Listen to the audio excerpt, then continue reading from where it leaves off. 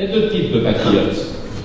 Il y a les patriotes qui ont construit la ligne Maginot et qui pensaient qu'en faisant un grand mur, on allait protéger la France. Et on sait ce qu'il est advenu. Et puis il y a les patriotes, ceux de notre histoire, ceux de votre histoire, ici au Montégoal pour la Résistance ou dans d'autres lieux, ceux qui ont su libérer la France, défendre la France et qui ont reconstruit la France. Et ils l'ont jamais reconstruit en se repliant sur eux-mêmes. Le premier geste qu'ils ont fait, c'était un geste de pacification avec l'Allemagne. C'est ça le patriotisme. Vous savez, il y a deux façons de faire la politique. Celle qui consiste à faire rêver, et ça peut permettre d'avoir un siège, mais ensuite vous êtes confronté au mur de la réalité. Et vous créez de la désespérance plus forte encore. Ou celle qui consiste à dire la vérité aux gens, à dire la difficulté, mais à apporter des réponses. Et il nous faut montrer que les réponses du Front National sont des mensonges, sont toujours des mensonges. Quand Marine Le Pen ose dire, et je vais prendre deux exemples, après l'attentat sur les Champs-Élysées, avec moi, il n'y aurait jamais eu d'attentat en France. Elle ment, elle triche, elle truande. Et quand elle va voir Whirlpool Amiens et qu'elle leur écrit ou qu'elle va les voir en disant « Avec moi, Whirlpool Amiens ne fermera pas », là encore elle ment. Je préfère la réponse pragmatique, volontariste, courageuse d'Emmanuel Macron qui va sur place et qui leur dit voilà, de toute façon Whirlpool a pris sa décision, ils partiront. Mais voyons des offres de reprise pour le site. Faisons en sorte que chaque femme, chaque homme soit accompagné par la formation pour retrouver un emploi. Tout l'enjeu, il est là. Il ne faut pas mentir aux gens, mais il faut armer les gens, les armer vers l'emploi.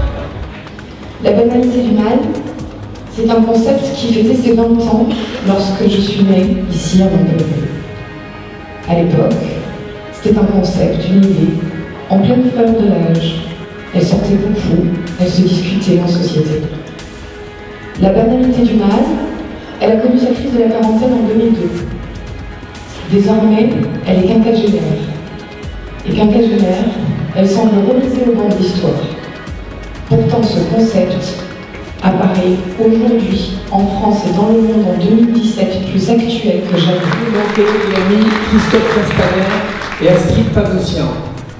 Cher Christophe, dans cette période d'entre-deux-tours, où certains par aigreur, par vengeance, par calcul politicien, par peur du changement, ou tout simplement par haine, n'appellent pas à voter pour Emmanuel Macron le 7 mai face à l'entreprise familiale des Le Pen.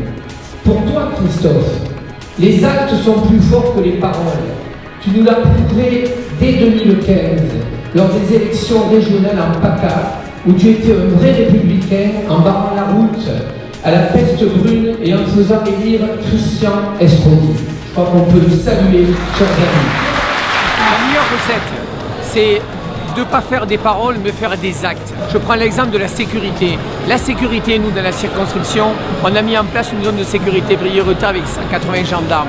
On est allé dire aux gens que la sécurité, c'était pas de gauche, de droite, c'était régalien. Et c'est vrai qu'une partie des gens ont besoin de la sécurité. Le deuxième projet, c'est la paix. Comment on fait la paix dans la circonscription, dans l'Europe, dans la France, dans le monde. Les gens comprennent que la guerre ne mène qu'au chaos. Et le troisième point important, c'est l'emploi.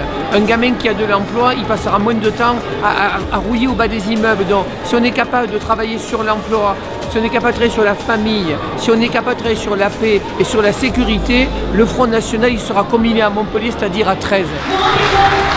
Et dans l'autre France, il y a Xavier Bertrand qui appelle à voter pour Emmanuel Macron et elle a des doutes, elle a des états d'âme. Donc je peux comprendre votre colère, madame, je peux la comprendre. Mais il faut rester bienveillant, exigeant et rappeler à Martine Aubry qu'elle est la fille de son père, que si elle est à Lille, c'est parce qu'elle représente aussi des combats de longue durée du Nord, de la France progressiste, contre ce que représente Marine Le Pen.